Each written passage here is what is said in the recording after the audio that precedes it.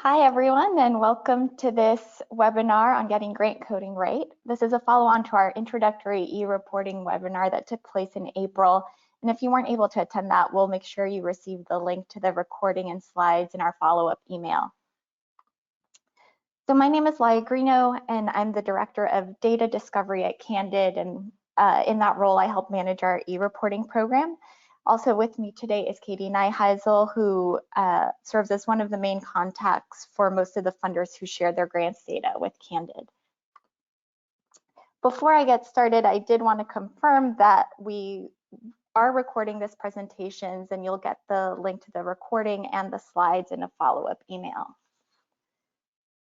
So our goal for this webinar is that you leave with a better understanding of how Candid codes its grants data, that you become more familiar with the taxonomy we use to code grants, the Philanthropy Classification System, and that you understand the different things you can do to help us make sure that we're coding your grants accurately. Before I jump into those things, though, I wanted to begin by just touching on why coding grants is so important. And I know this can sometimes seem like an academic exercise and sometimes a very painful exercise at that. But I think it's really critical to making sense of our work, both as individual organizations and the sector as a whole, and to actually making that work better. So in preparing for this webinar, I read over some really excellent discussion chains about grant coding in Peak's Connect platform. And if you're not familiar with Peak, I encourage you to check them out. They're a great resource for issues like this and many other things.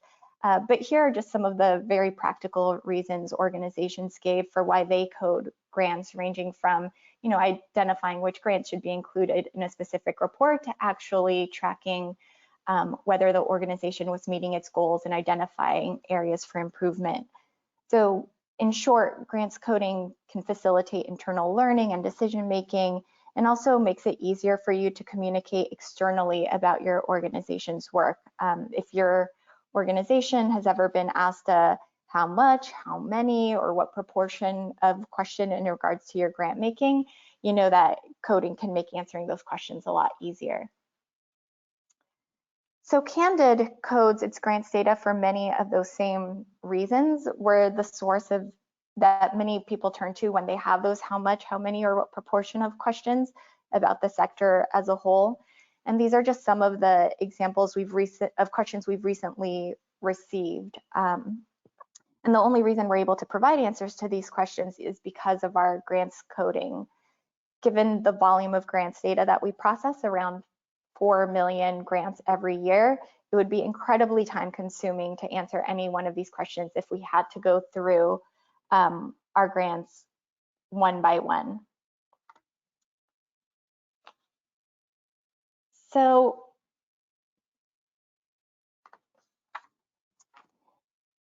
the other important reason why Candid codes its grants is to provide the sector with a common language. One of the most critical ways that we serve the sector is by being able to provide a comprehensive view of who's doing what on a particular issue. So here are just some examples of how a variety of funders describe their work related to homelessness. And this is what you find under the what we do or initiative sections of their websites. So to avoid the need for people to learn the individual ways in which organizations describe or classify their own work, which sometimes might not be immediately obvious depending on the issue you're talking about, Candid has developed common terms and common definitions for those terms to serve the sector. And the way we've done that, of course, is with the Philanthropy Classification System, or PCS for short. I don't want to spend a lot of time going over the history of this taxonomy. There were just a few things I wanted to highlight. The first is that Candid has been coding grants for a very long time. As you can see, that we've been coding grants since the 80s. The second is that the PCS evolved from the NTE, which I know many funders use. And I wanted to just flag that the PCS was developed to address the shortcomings of that particular taxonomy, notably the lack of a way to capture information about population served, and it was also developed with extensive input from the sector. And the last thing I wanted to mention is that the taxonomy continues to evolve. So while we'd like to keep the PCS relatively stable, just given the work in updating it and the fact that, you know, other funders and other external actors use it, we do want to ensure that the taxonomy remains relevant and accurately reflects the work the social sector is doing today. The PCS was last updated in 2019 and will likely be updated again next year, and we welcome your input on that. So the PCS covers 5 facets, 4 of which are relevant to grants coding. First, we have subjects to capture information about what the grant is supporting, so the primary purpose of or objective of the grant.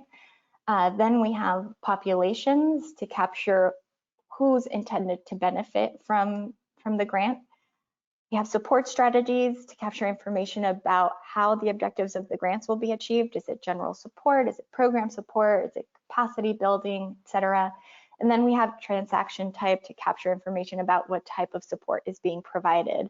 The vast majority of grants are coded as cash grants, but we also capture information on PRIs or pro bono services, et cetera. The 5th facet of the taxonomy, but which doesn't apply to grants, is organization type. And then we do also code grants for geographic area served.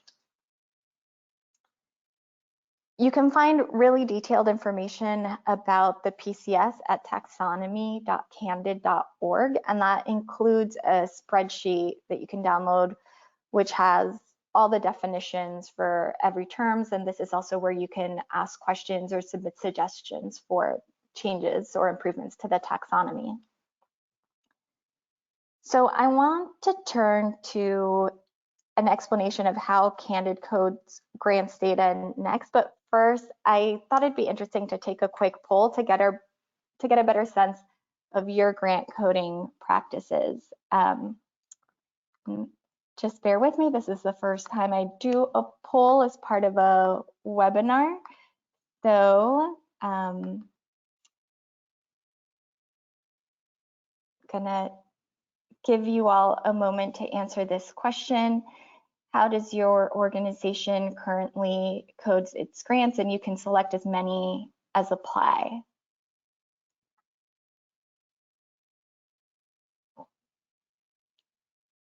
And this just also gives us a sense of what the sector does, because obviously what you all do internally affects the data that we get back.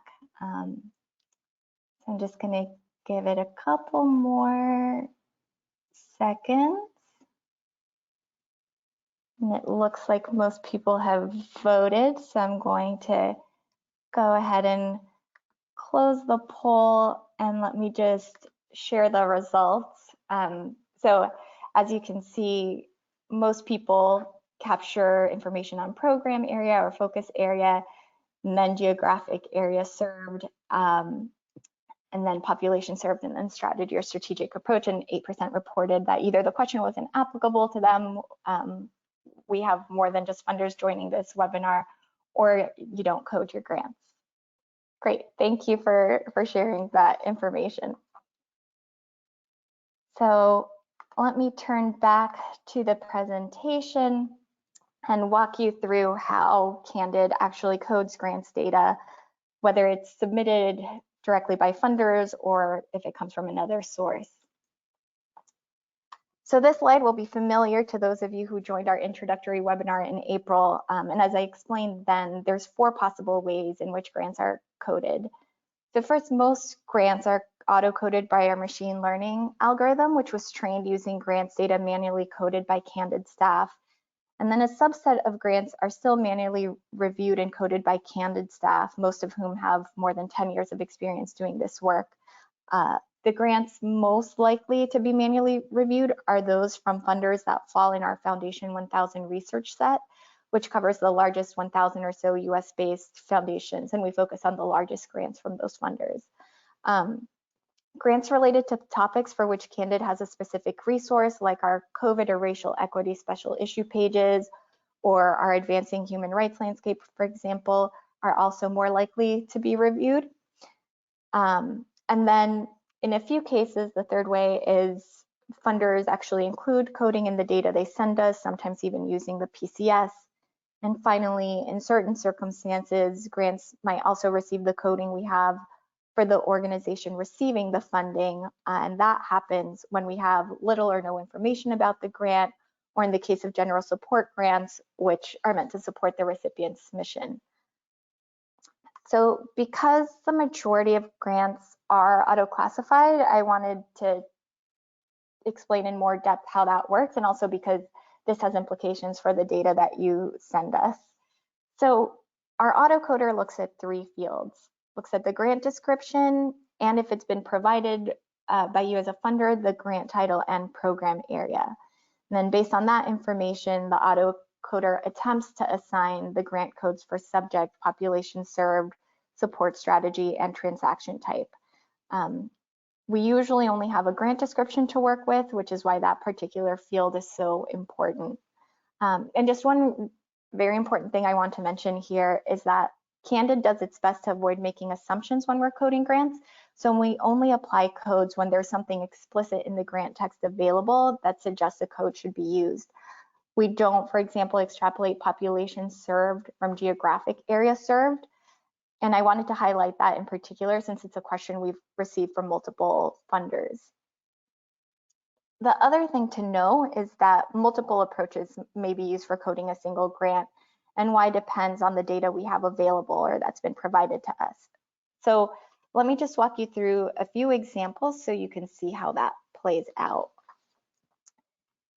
In this first example, we have a grant with no grant description and no additional coding provided by the funder. So in this case, in the absence of better information, we've just applied the subject terms and geo area served that we had for the recipient organization, and transaction type was applied by our autocoder. As you can see, population served and support strategy have been left as not specified because there just wasn't enough information to add coding for that.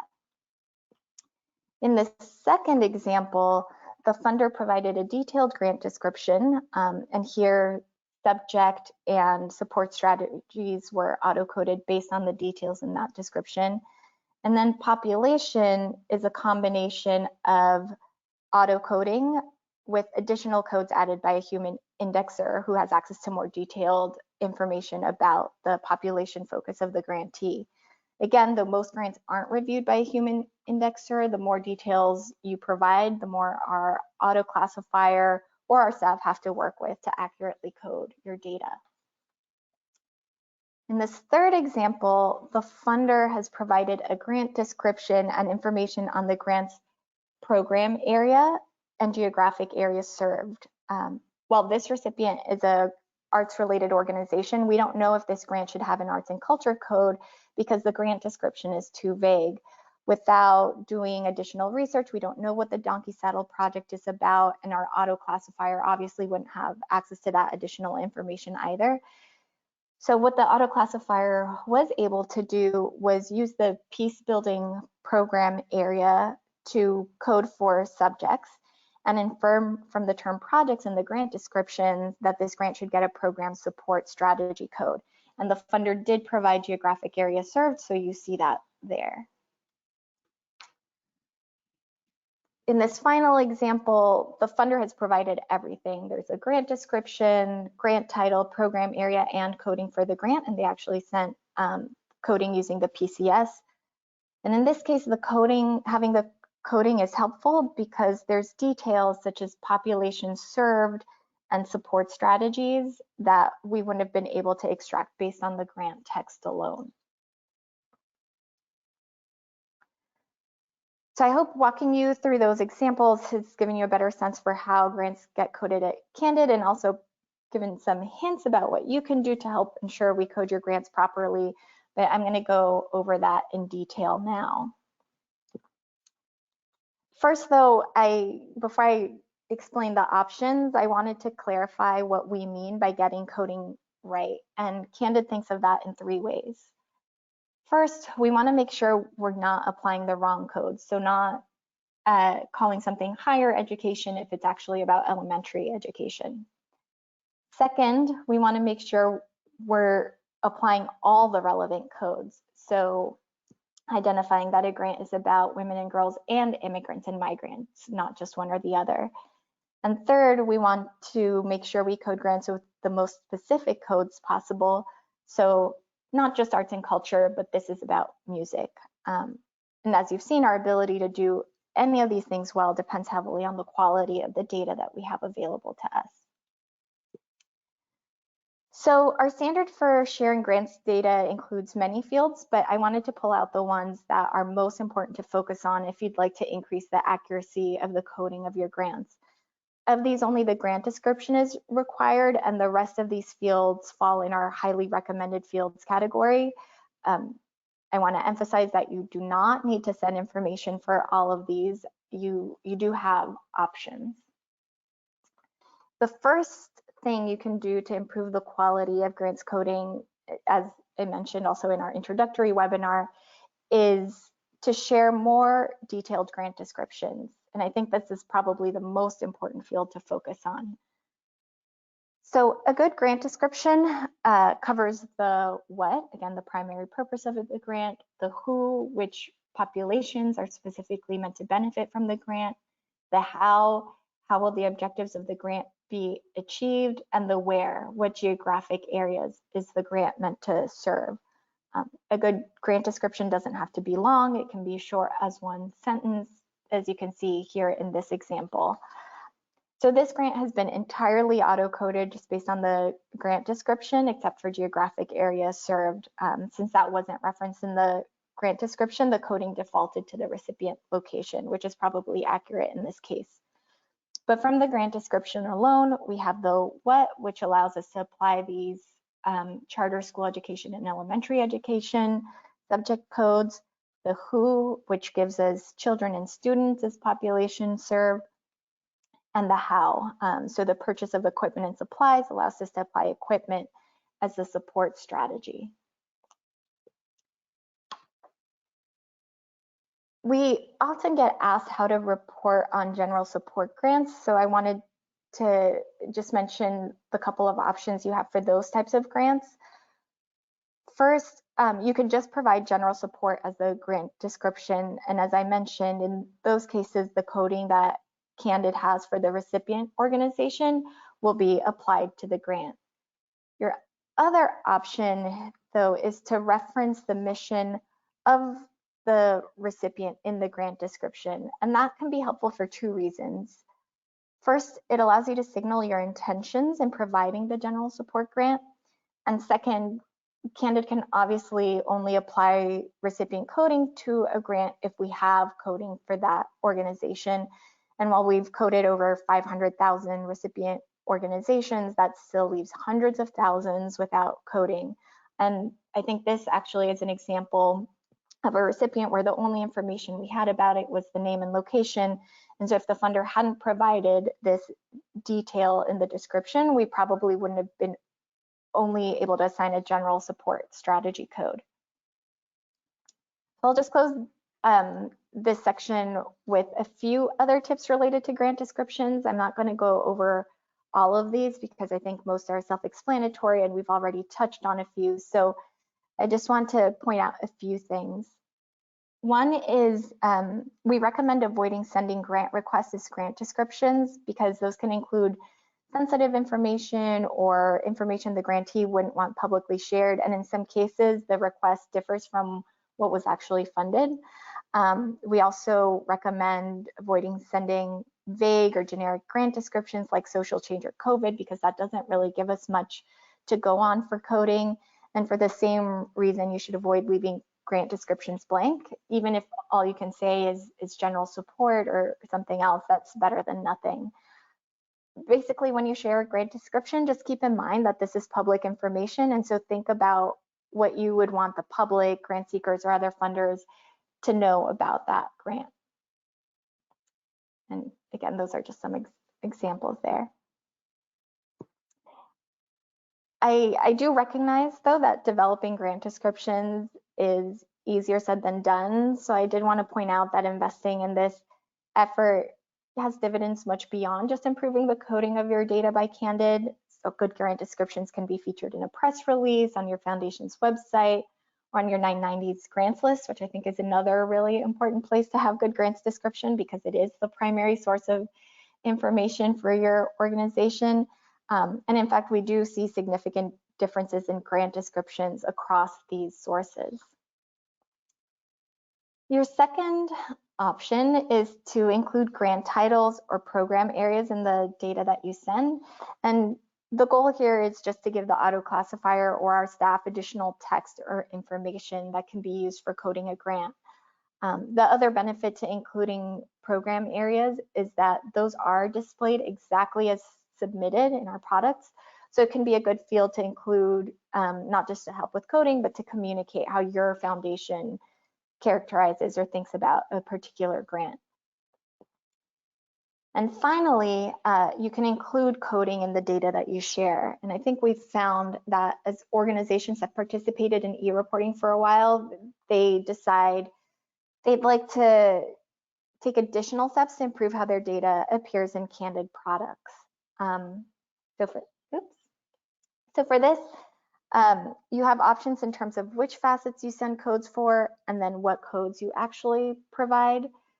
So which facets you send codes for is probably highly dependent on what data you already capture internally, unless you plan to spend time filling in potential gaps. And so I understand that can be time consuming, so sometimes that's an option just for smaller organizations or those who report more frequently than on an annual basis, and so can send smaller numbers of grants at a time. Based on our experience, I'd say that sending coding for population served, support strategy, and geo area served are the most important to focus on because those details are often not included in grant descriptions. What's usually in grant descriptions is usually about the subject or the what of the grant.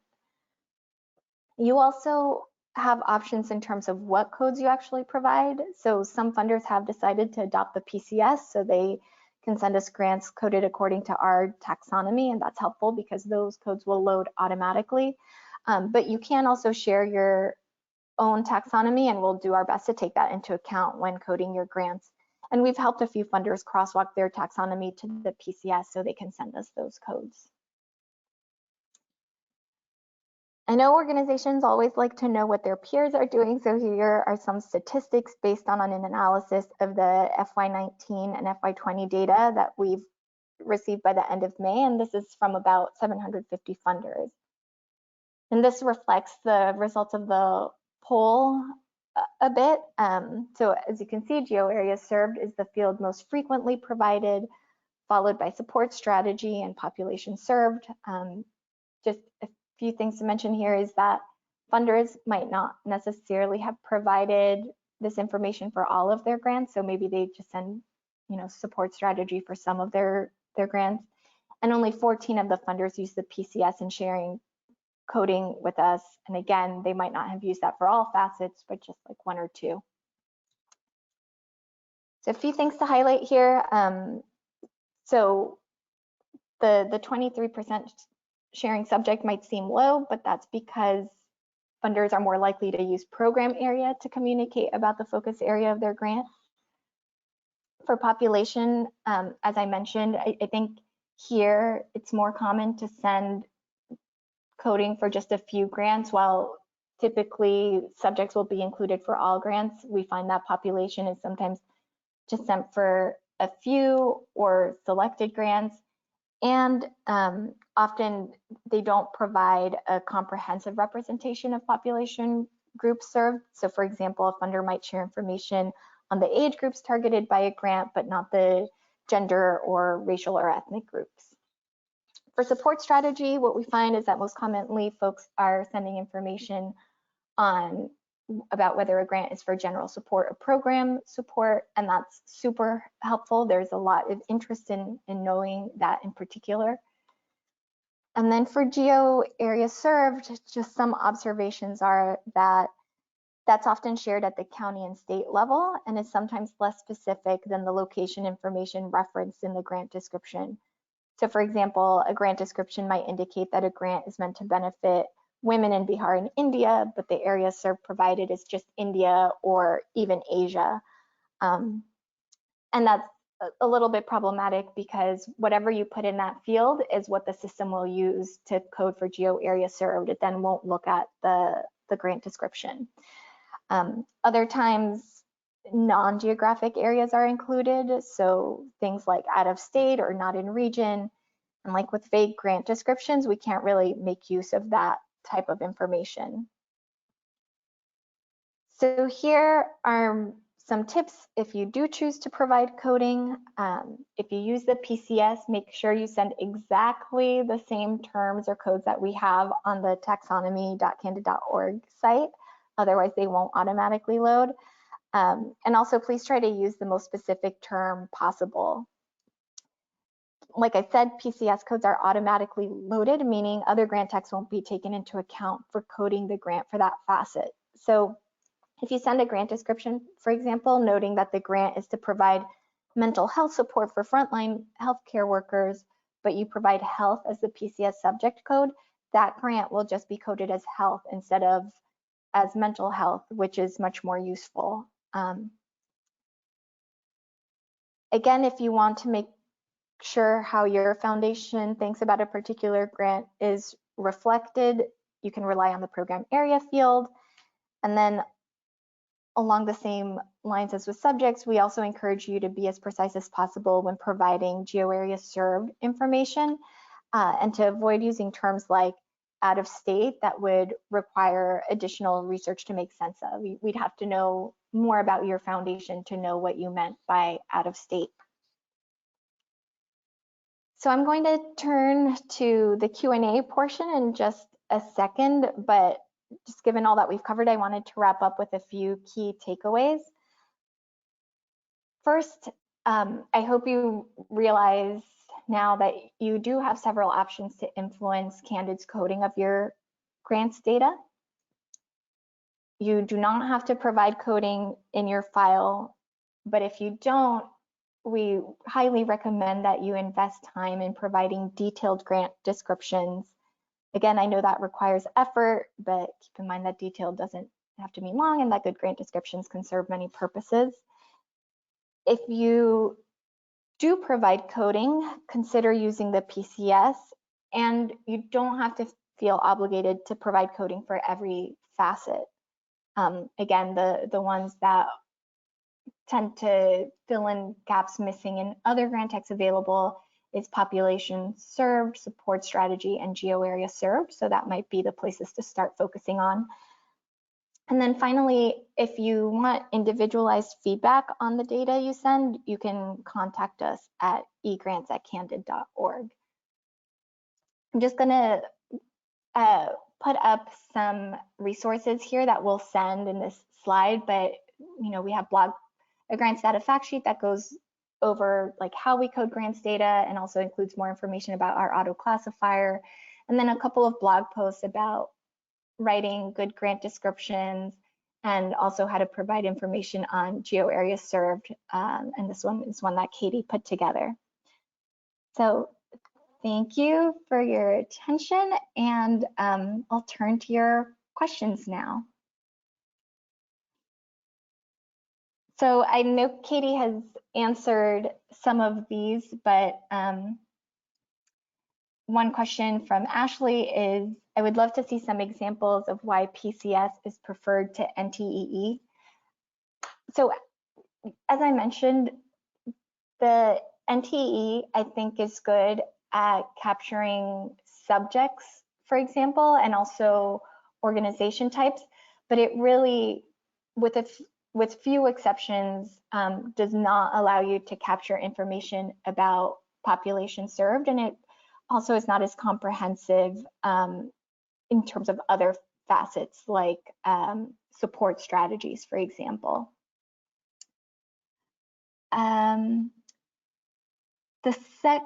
We have another question. Do you change funder coding if what is submitted looks incorrect? If so, do you provide this updated coding back to the funder? Katie, do you want to answer that since you answered the question in the chat? Sure. Ideally we do have a conversation with the funder about their coding if there's any question about it. That's why we encourage people to report their data directly to Candid so that we can have this relationship and have these conversations. Sometimes we may have different ideas about coding, and I know that sounds crazy, but so why we, as Laia explained, we're coding to also aggregate data. And sometimes folks are coding specifically perhaps to an internal program area, for example. And so there may be what we see as a difference between what the program area is and what's noted in the grant description. And so sometimes that kind of thing is what we'll be discussing. We do try, honestly, to have a conversation about this, but there's also, and follow up, but there's also a lot of data coming in. And so I would recommend, if you are sending your data to us, we do give a complimentary map link so that you can see your data as it appears once you submit it. I would suggest going through there as well and looking at it after it's submitted so you see what's coming out the other side. And we can also send an Excel spreadsheet of the data with all the codes attached if you want to take a look at that. We do, of course, try to default to what the funder is giving us to code. Laia may have more to say about that, but that's basically what I would say. But if you want to have a personal, like about your specific organization, you can contact me at egrants@candid.org. Thanks, Katie. The only thing I'd add to that is that as I mentioned, our indexers have been doing this work for quite a long time. And also it's because our taxonomy is so extensive, there's hundreds and hundreds of codes. I think the subject taxonomy has 900 codes. We really don't expect external audiences to be as familiar with our taxonomy as we are internally. And so sometimes it might not be that a funder applied an incorrect code. It's just that we know there's a more specific code that could be applied in that case. And that's helpful because when people come to us with questions, it's usually about very specific things. And so if everything is coded at a high level, it makes it harder to find which grants are relevant to you. And that makes it harder to identify which nonprofit organizations are doing work in that area or which funders are supporting work in those areas. So that's why we strive for specificity as much as possible. We have another question about from Michelle. How do you code national organizations? For example, if an organization is located in Maine, but participants it serves come from all over the country. So here is why we like to get information on geographic areas served. If you know that the work that national organization you're funding is providing will benefit, populations across the country, then you can use the geographic area served field to indicate that the geographic area served is United States. Otherwise, again, in the absence of additional information, the area served for the grant might default to the location of that recipient organization, so Maine in this case. But that's exactly why geo area served is so important to provide. And in the free map that Katie referenced, you can also view your grants by geographic area served, and that is also a good way to check for whether that information has been coded for correctly. Another question is, does PCS support metropolitan areas such as Bay Area, New York City instead of cities? So Candid used to have its own geo taxonomy, the geo tree. We're moving away from that to use geonames.org, and actually I think 99% of the terms in GeoTree came from geonames.org anyway.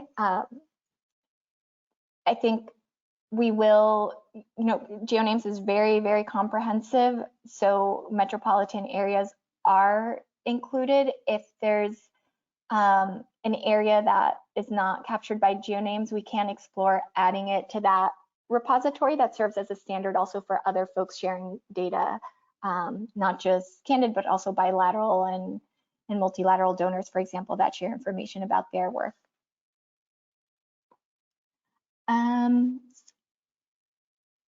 The next question is from Ashley, who'd like to know more about how we or you bifurcate grants according to their origination, i.e. foundation directed versus donor directed within a community foundation. We obviously have more information on the former than the latter and would want the data to be clear for viewers which grants are truly foundation directed. Ashley, so here, and I didn't include this in this presentation, but in the 101, I did flag that we have a field in the standard for fund type where you can indicate whether a grant is discretionary or donor advised, for example. And I think for community foundations, that field is extremely important to provide for exactly the reason that you mentioned here. Another question is there an effort to work with funders to co-develop the language or codes that is in Candid's taxonomy or in Candid system? This question is from Kendra. And Kendra, yes, as I'm not sure I said this, but we'll likely be updating the PCS again next year. And so we've already started collecting, or we've received input from some funders already about changes they'd like to see when that revision happens. As I pointed out on taxonomy.candid.org, there is a place where you can send us a message to communicate your, like your suggestions for either terms you think we should add, language you think we should update, or maybe changes to how things are organized in the taxonomy. So we welcome all of that feedback. I just wanted to say one thing about the taxonomy. Did you speak of the new codes that we presented with the new taxonomy, the revisions at all? No.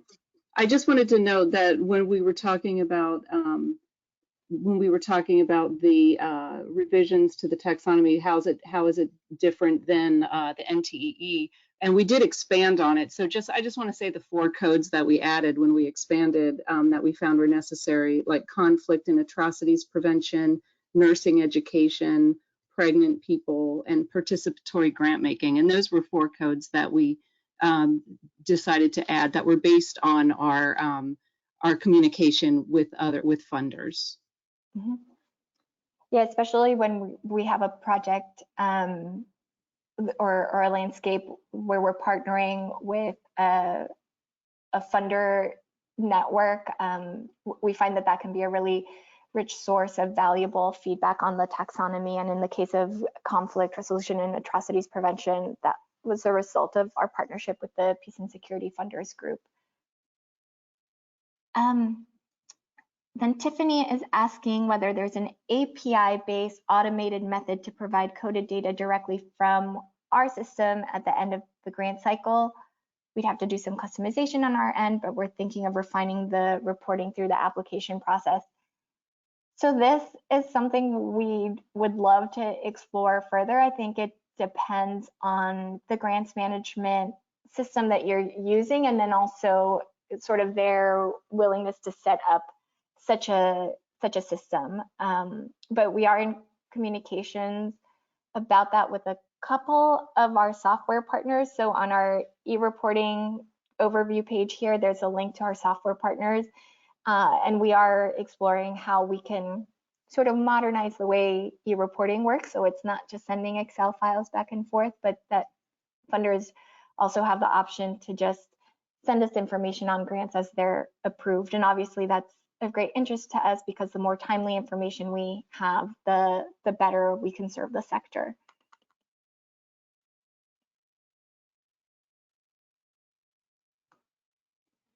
Katie, do you So, see any other questions? well, did we answer the question about the difference between public policy and public affairs?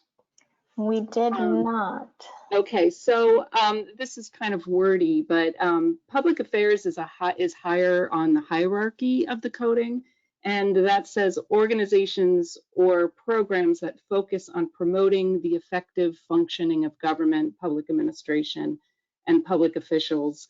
There's a longer definition which can be accessed at our taxonomy.candid.org.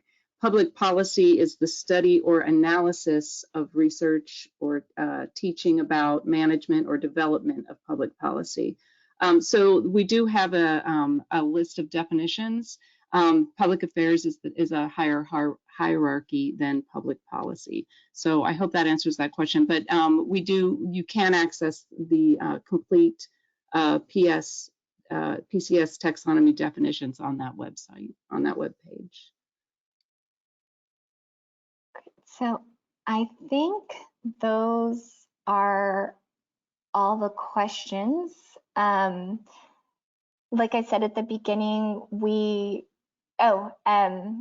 sorry, one question just came in. Will you be allowing multiple codes per grant in the future? This is from Rosie. And Rosie, sorry, that's a great question that I should have touched on. You can provide multiple codes per grant. That's currently allowed, and you'll note that in some of the examples that we showed. We recommend, avoiding overcoding your grants, because then you lose a sense of what a grant is really about. But you can certainly provide multiple codes per grant. That's obviously applicable if you're, serving different population groups, for example. We certainly wouldn't limit you to one.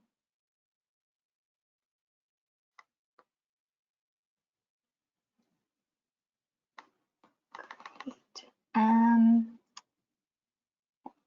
I don't see any other questions coming in. So as I was saying, we will send a recording of this webinar along with the link to the slides, so you can access all these resources via these links. And if you have any questions at all, you can contact us at egrants@candid.org. And again, we, thank you for your time and your interest in sharing grants data with Candid, and interest in improving the way that you send data so that we can make sure that the sector has the most accurate information possible. So thank you again for joining.